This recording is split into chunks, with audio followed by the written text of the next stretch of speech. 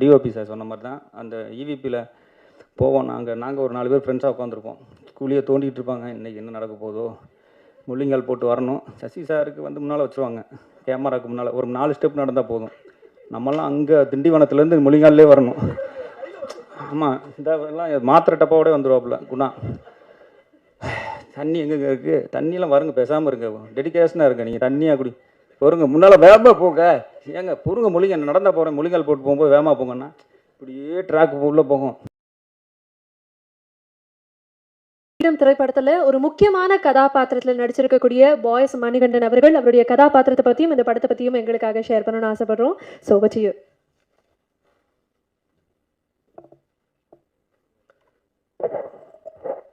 வணக்கங்க. இந்த படம் வந்து ஒரு ப்ரொடியூசர் சாருக்கும் சரி, டைரக்டர் சாருக்கும் சரி, சசி சாருக்கும் சரி, எல்லாருக்குமே ஒரு ஒரு கைண்ட் ஆஃப் அந்த படத்தோட பேர் இப்படி ஃப்ரீடம்னு இருக்கிறதுனாலே கொஞ்சம் ஒரு போராட்டமாக தான் இருந்துச்சு. பட் அந்த ஸ்ட்ரகிள் எல்லாம் தாண்டி இப்போ வந்து இந்த படம் ரிலீஸ் டைமுக்கு வந்தது எங்களுக்குலாம் ஒரு ஃப்ரீடம் கிடைச்ச மாதிரி தான் ஃபீல் ஆகுது எனக்கு. And I'm very happy to work with Sasi sir. And Sasi sir தான் எனக்கு ஃபஸ்ட்டு அதை ஒரு ஆப்பர்ச்சுனிட்டி மாதிரி முதல்ல ஃபோன் பண்ணி அவர் தான் எனக்கு இந்த ப்ராஜெக்டில் வந்து சேர்த்துக்கிட்டாப்புல என்னோடய இன்டர்வியூ ஒன்று பார்த்து. ஸோ ஐம் ரொம்ப ரொம்ப சந்தோஷம் சார் கூட ஒர்க் பண்ணது. And thank you Sathyasiva sir and producer சாருக்கும் தேங்க்ஸ், அண்ட் கோ ஆர்டிஸ்ட் எல்லாருக்கும் தேங்க்ஸுங்க. தேங்க்யூ. இதே படத்துல மற்றொரு முக்கியமான கதாபாத்திரத்தில் நடிச்சிருக்கக்கூடிய ஆண்டனி அவர்கள் எங்களுக்காக ஒரு 2 வார்த்தைகள்.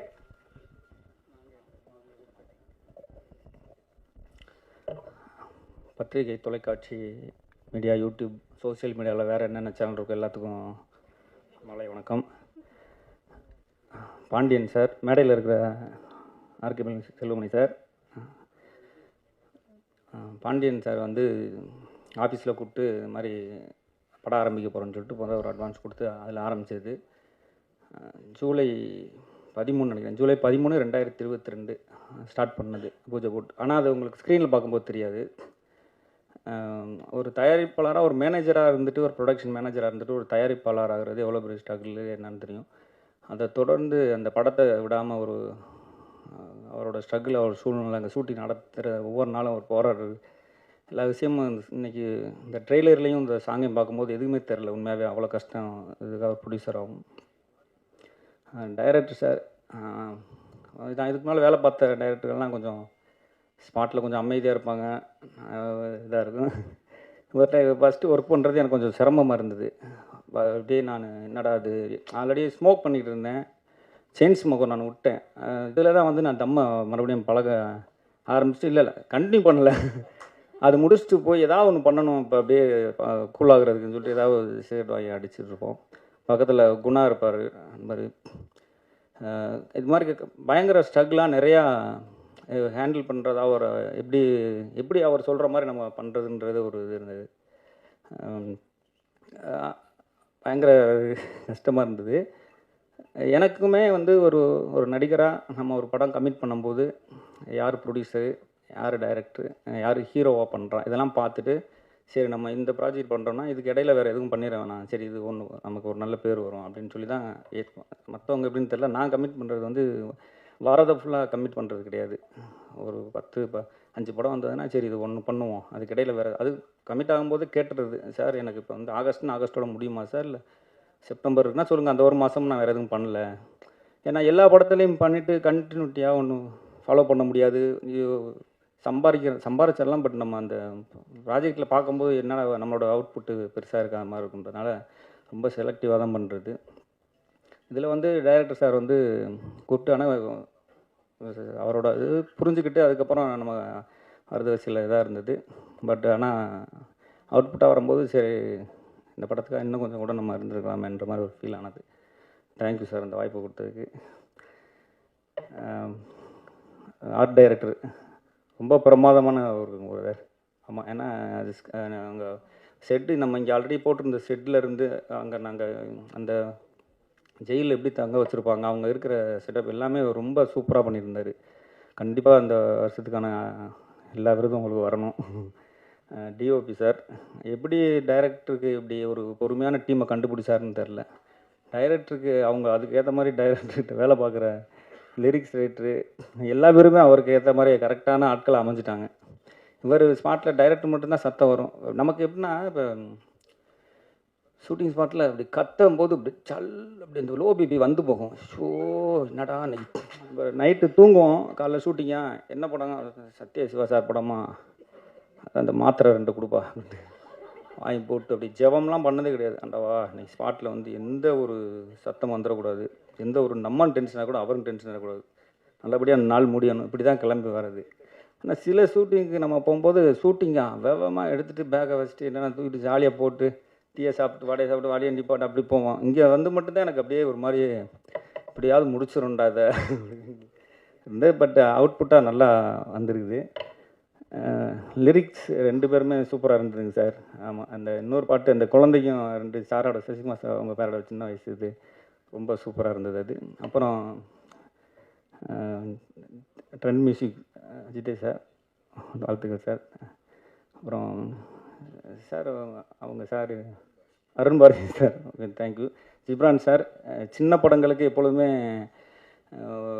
இந்த ரொம்ப பட்ஜெட்டில் ஒரு ஃபெஸ்டிவல் ஏதாவது வருதுன்னா சின்ன பட்ஜெட்டில் சின்ன கடைகள் இருக்குது நிறையா டின்னரில், அது மாதிரி சினிமாக்காரங்களுக்கு ஒரு நல்ல படைப்பு எடுத்துகிட்டு ஒரு பட்ஜெட்டுக்குள்ளே ஒரு மியூசிக் பண்ணுறதுன்னா ஜிப்ரான் சார் தான் எனக்கு. ஏன்னா வாகை சூடவால் ஆரம்பிச்சது, வாகை சூடவால் அவரோட ஒர்க்கு பார்த்துட்டா நீங்கள் அந்த வாகை சூடவா படம் எத்தனை பார்த்தாலும் மியூசிக்கில் நம்மளை அழுக வச்சுருப்பார்.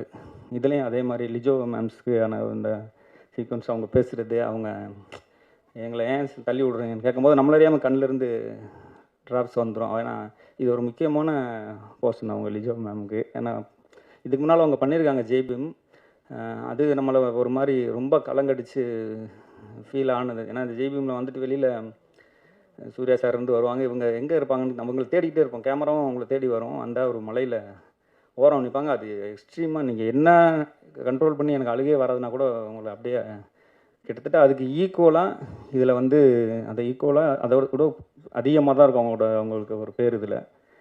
தேங்க்யூ மேம், நீங்கள் இருக்கிற படத்தில் நாங்கள் வேலை பார்த்தது சந்தோஷம். சசிகுமார் அண்ணன் சினிமாவில் இப்போ நம்ம நிறையா நடிகர்கள் நிறையா பேர்த்திட்ட பழகுறோம், நிறையா பேர் கூட ட்ராவல் பண்ணுறோம், நிறையா பேர் கூட பேசுகிறோம், இது பண்ணுறோம். எனக்கு கொஞ்சம் நெருக்கமானவங்களில் வந்து விஜய் சேதுபதி, சசிகுமார் அண்ணன், அப்புறம் ஜிவி பிரகாஷ் சார், இவங்க 3 பேர். அதில் வந்து சசிகுமார் சாரும் ஜிவி சாரும் வந்து எனக்கு சினிமாவில் இருந்துக்கிட்டு எப்படி ஒரு சினிமாத்தனம் இல்லாமல் ஒரு எளிமையாக ஒரு பழகுறதுக்கும் சரி, மற்ற எல்லா விஷயத்துலேயும் யதார்த்தமாக இருக்கிறது அவங்க 2 பேரும். நான் இடையில கூட ஒரு இன்டர்வியூ 2-3 கூட சொல்லியிருந்தேன், சசிகுமார் அண்ணன் ஜிவி பிரகாஷ் அவங்க 2 பேரும் எனக்கு ரொம்ப பிடித்த மனிதர்கள் சினிமாவில் அப்படின்னு. தேங்க்யூ சார் உங்கள் கூட சேர்ந்து வேலை பார்த்தது. ஏன்னா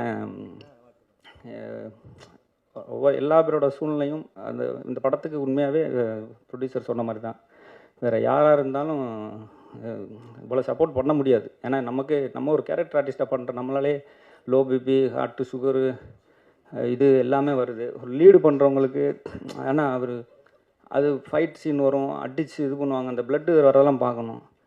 அதெல்லாம் வருவார் இப்படி உள்ளே போகும்போது கேரவனில் ட்ரெஸ் பண்ணிட்டு இப்படி கீழே இறங்குவார், இன்றைக்கி சாரு இந்த கண்டிஷனில் வரப்போகிறாரோ. உள்ளே போயிட்டு வெளியில் வரும்போது பார்ப்போம் சசிகுமார் சார் மாதிரியே இருக்குல்ல, சசிகுமார் சார் தான் அந்த மாதிரி பிளட்டு அடிபட்டு. ஏன்னா இப்போ நம்ம ஹீரோனா அவங்க ஒரு மெயின்டைன் பண்ணுவாங்க, இந்த இது வேணாங்க இது இப்படி பண்ணிக்கலாம் அப்படின்னு. அந்த மாதிரிலாம் இல்லாமல் முழுமையாக ஒப்படைச்சார். ஆமாம், சந்தோஷம் சார், ரொம்ப ஹார்ட் ஒர்க் பண்ணியிருக்கீங்க. கண்டிப்பாக இந்த படத்துக்காக ஒரு சிறந்த நடிகருக்கான விருது கண்டிப்பாக வருன்றது நம்பிக்கை சார். ஏன்னா அவ்வளோ ஹார்ட் ஒர்க் பண்ணிக்கிறேன். அந்த இவர் சார் சொன்ன டிஓபி சார் சொன்ன மாதிரி தான், அந்த இவிபியில் போவோம் நாங்கள் ஒரு 4 பேர் ஃப்ரெண்ட்ஸாக உட்காந்துருப்போம், குழியை தோண்டிகிட்டு இருப்பாங்க, இன்றைக்கி என்ன நடக்க போதோ, முள்ளிங்கால் போட்டு வரணும். சசி சாருக்கு வந்து முன்னால் வச்சுருவாங்க, கேமராவுக்கு முன்னால் ஒரு 4 ஸ்டெப் நடந்தால் போதும், நம்மலாம் அங்கே திண்டிவனத்துலேருந்து முள்ளிங்கால்லே வரணும். ஆமாம், இந்த எல்லாம் மாத்திரை டப்பாவோடய வந்துடுவாப்புல குணா. தண்ணி எங்கெங்கே இருக்குது, தண்ணியெலாம் வருங்க, பேசாமல் இருங்க, டெடிக்கேஷனாக இருங்க, நீங்கள் தண்ணியாக குடி பொறுங்க, முன்னால் வேகமாக போங்க, ஏங்க பொறுங்க, முள்ளிங்க நடந்தால் போகிறேன், முள்ளிங்கால் போட்டு போகும்போது வேகமாக போங்கன்னா இப்படியே ட்ராக் உள்ளே போகும். ஏங்க கொஞ்ச நேரம் லேசாக உட்காந்தோம்னா வரமாட்டேங்க, இந்த வந்துட்டோம் சார், வந்துக்கிட்டு இருக்கோம் சார். அடுத்த மொழி எடுத்துறான் எங்கள் அசிஸ்டன்ட் மேனேஜர் வேலு, அந்த பாண்டியன் சார் கரெக்டான ஒரு மேனேஜர். சார் எவ்வளோ நேரம் ஆச்சுன்னு பாரு, எங்கள் பொறுங்க இப்போ தாங்க டி நகர் சிக்னல் தாண்டி வந்திருக்கு, பயங்கர டிராஃபிக்குங்க. போனால் அங்கே 2 மணி நேரம் சும்மா உட்காந்துருப்போம். அப்போ தான் தோண்டி அதெல்லாம் முடித்து அந்த அந்த அந்த அது பெரியது சொன்ன மாதிரி பெரிய பள்ளம், அது ஒரு பள்ளத்தாக்கு கால்வாய் மாதிரி. அது வந்தோன்னே நம்ம பார்ப்போம். இன்றைக்கி இந்த சீன்னோன்னு அப்படியே பார்ப்பாங்க, ஒருத்தர் பேசுவோம், இது எப்படி இன்றைக்கி இன்றைக்கி அப்படி தான். சரி வாங்க இன்றைக்கி என்ன டிஃபன்னா அது கேட்போம் அப்படின்ட்டு குணா பக்கத்தில் எதுவும் தம்முக்கும் வாங்கிட்டு வந்தீங்களா, ஏங்க குணா நீங்கள் சரி போயிட்டு அப்போ இது பண்ணிட்டு அப்போ ரிலாக்ஸ் பண்ணிட்டு வருவோம்.